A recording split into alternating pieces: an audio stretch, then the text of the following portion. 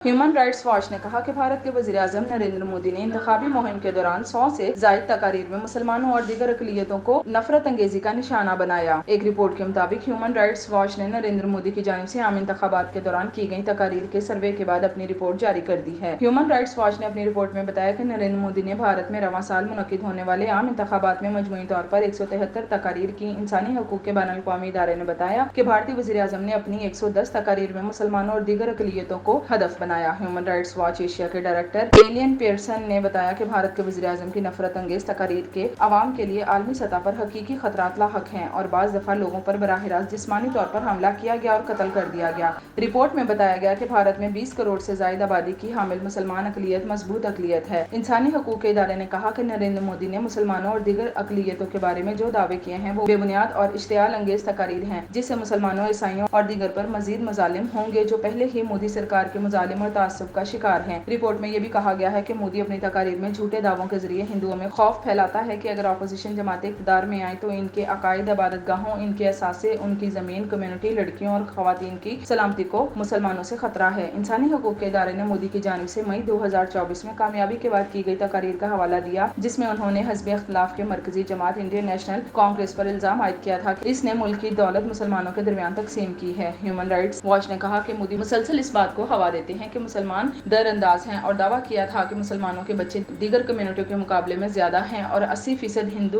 भारत की अक़लियत बन जाएंगे। ख्याल रहे कि नरेंद्र मोदी ने आम इंतखाबात के दौरान कामयाबी के लिए झूठे दावे किए थे। मुसलमानों के साथ साथ अपोजिशन जमात कांग्रेस पर बेबुनियाद इल्जामात आयद कर दिए थे कि भारत के शहरियों से कीमती असासे ले लेंगे और आपस में तकसीम करेंगे। नरेंद्र मोदी के बयानात पर मुख्तलिफ सियासी रहनुमा और तज्ज़ियाकारों की जानिब से मजम्मत की गई थी और इनकी इंतखाबी मुहिम पर पाबंदी आयद करने का मुतालबा किया था, जबकि वो तीसरी मरतबा हुकूमत में आए, लेकिन इन्हें अपने अहम मराकज़ में शिकस्त का सामना करना पड़ा था और इत्तेहादियों पर इन्हिसार करना पड़ा।